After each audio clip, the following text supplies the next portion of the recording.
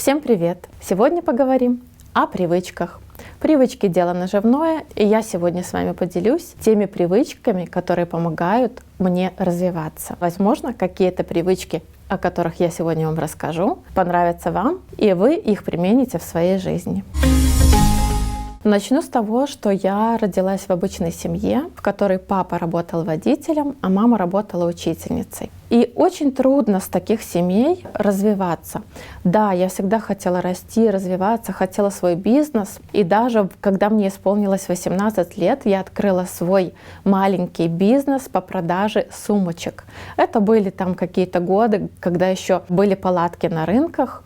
И я одолжила $100, поехала на Черкизовский рынок и закупила сумочки для продажи. И у меня довольно-таки неплохо пошел бизнес. Я, наверное, за месяц, за два уже отбила те деньги, которые я вложила, вернула свой долг. Нам говорили родители, что бизнес — это что-то такое нестабильное. Лучше идти учиться, лучше идти на какую-то стабильную работу. Помню, была какая-то сертификация ввели, нужно было делать какие-то вложения, чтобы мой бизнес продолжал работать. И тогда, в тот момент, мама подошла ко мне с предложением, а надо сказать, что я совместно училась на строительной специальности в университете, на инженера-геодезиста. И вот как раз-таки по моей специальности была возможность тогда устроиться, и я согласилась. И в какой-то момент, работая там год, два, три, это так затягивает, и ты просто не можешь оттуда выбраться. Ты знаешь, что ты получишь определенную сумму. Ты идешь с 8 утра на работу, и у тебя начинается вот такой вот день сурка. Вытянуть себя оттуда за уши — это просто реально нужно приложить очень много усилий. Что я тогда начала делать? Я всегда хотела свой бизнес, и вот попробовав один раз, я поняла, что да, я хочу все-таки работать сама на себя. Я начала смотреть на людей, которые занимаются бизнесом, которые развиваются. И я, кстати, до сих пор считаю, что это привычка номер один. Смотреть на тех людей, которые отражают тот образ жизни, как вы хотите. Нужно посмотреть, почему конкретно у них получается, почему ты им завидуешь и что у тебя такого не хватает. Это классная привычка. Вот сейчас во времена Инстаграма все говорят, что ой, как надоел этот успешный успех, боже, все такие успешные, все такие классные. А я для себя беру тактику такую, наоборот, смотреть на этих успешных людей и смотреть, что они такого делают, чего не делаю я, и учиться у этих людей. Когда вокруг вас окружают люди, которые не успешны, которые не добиваются, не развиваются, они вас будут тоже тянуть вниз, потому что на самом деле, как бы они ни хотели и не говорили, что, мы хотим, чтобы у тебя все получилось, чтобы ты развивалась, но в какой-то момент ты будешь круче, чем они будут думать о том, что почему, вот она с нашей вот этой стаи, мы все такие были, да, одинаковые, ровные, так дружили, так было классно. И вот она вырвалась, я не хочу, чтобы она вырывалась. А в глаза они будут говорить, что они хотят, что да, давай, развивайся. И вот если ты это чувствуешь, что тебя окружают такие люди, которые немножечко так вот как-то врут тебе, нужно немножко подальше. Да, сложно выходить с этого окружения, но немножечко нужно свой фокус направить на других людей и окружать себя другими людьми. Привычка номер 2 — это путешествие. Для меня в какой-то момент я поняла, что я никогда не буду развиваться, если я не буду расширять свой кругозор и не буду смотреть, как живут в других странах другие люди, с другим менталитетом, с другой культурой. Когда мы начали ездить в Европу, мы жили в Беларуси и начали ездить в Европу, я всегда оттуда привозила какие-то идеи для своего бизнеса. Мы поедем, посмотрим, приедем, откроем там островок, тогда еще не было островков в Беларуси, и это были такие первые новшества. И оно реально работает. Итальянский ресторан в своей стране ты никогда не откроешь, если ты не был в Италии, не видел, как они готовят, как они подают, не пропитался этим духом этой страны. Ни о каком развитии речи не может идти, если ты не ездишь, не путешествуешь. Очень классно вообще работает у меня лично, когда даже на выходные, даже на 1-2 дня, даже в соседний город съездить и посмотреть, как там, ты приезжаешь уже совершенно с другой энергией. Напишите, если у вас тоже так работает, напишите в комментариях, привозили ли вы какие-то идеи из путешествий, внедряли ли вы их в свою жизнь. Это будет очень интересно почитать. Привычка номер 3 — это действовать сразу. Не знаю, как долго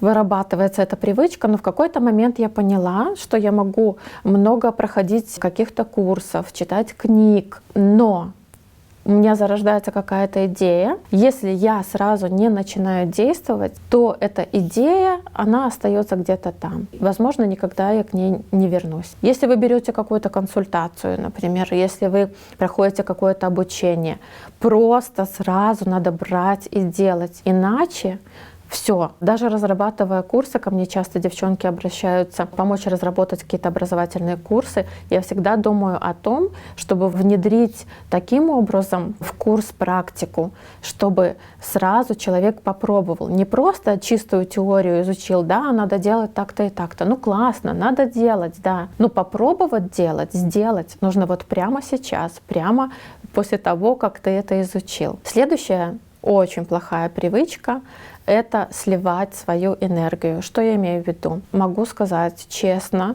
что я могла по полчаса, по 40 минут, по часу, по полтора болтать с подружками по телефону. Не знаю, о чем можно было говорить, но в какой-то момент я увидела, что я сливаю свою энергию, я сливаю свое время. Либо сейчас, может быть, отслеживаю за собой, что я там могу залипнуть там в Инстаграм, скроллить ленту, смотреть чьи-то там рилсы или сторис. Блин, ну я свою энергию сейчас сливаю. Я смотрю, как живут люди, вместо того, чтобы сделать сейчас что-то полезное. Следующее полезная привычка — это планировать свое время. Вот у меня сейчас устроено так. Если я запланировала, например, встречу вот ровно на час, после этой встречи у меня, например, запись видео, значит, я беру, у меня встреча, я ее корректно заканчиваю именно во столько, во сколько должна ее закончить. Например, там с 11 до 12 встречи, значит, я без 5:12 говорю: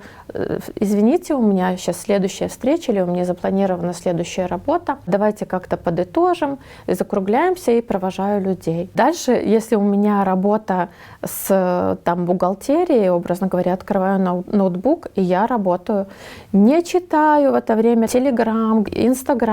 Нет, вот сейчас, конкретно сейчас у меня запланировано время, чтобы сделать бухгалтерию. Потому что я знаю, если я начну дергать вот эти вот все пожары, тушить, отвечать всем на сообщения, все, я эту работу сейчас не сделаю, и мне придется ее переносить там на следующий день. Я этого раньше не умела делать, и был полный хаос. Это было, ну, просто невероятно.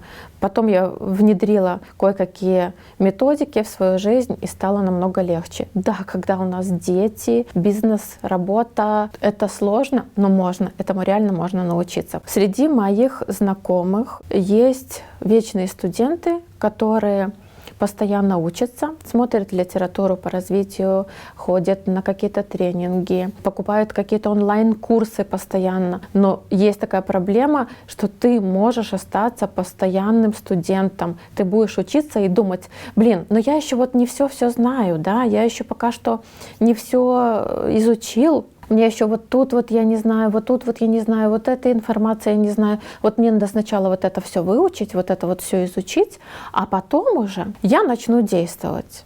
Нет, ты так не начнешь действовать. Ты будешь постоянно покупать эти курсы и не начнешь действовать. После первого же обучения тебе нужно начинать действовать. Это эффект тоже такой перфекционизма, когда люди не начинают делать, пока типа Инстаграм-страничку до конца идеально ее, чтобы там были хайлайты, чтобы у меня там аватарка была классная, чтобы у меня все посты были упакованы. И что? Лайками сыт не будешь. Тебе, может быть, там классные посты, классные рилсы, тебе много пишут, там ставят лайков. Ну и что из этого? Не нужно вот этого лишнего перфекционизма в процессе.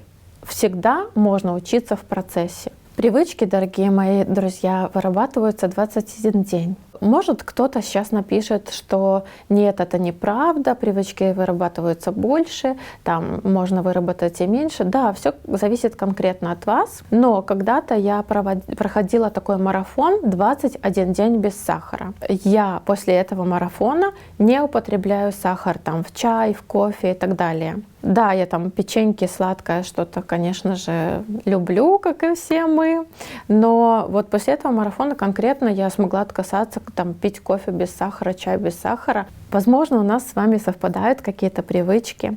Возможно, вы какую-то привычку от меня возьмете себе, либо напишите какие-то свои привычки, которых нет у меня, либо я о них забыла, и я, может быть, от вас что-то возьму. Поделитесь со мной. И ставьте лайк для продвижения этого видео. 80% наших зрителей смотрят без подписки. Подпишитесь, я буду вам очень благодарна. До новых встреч, до новых видео.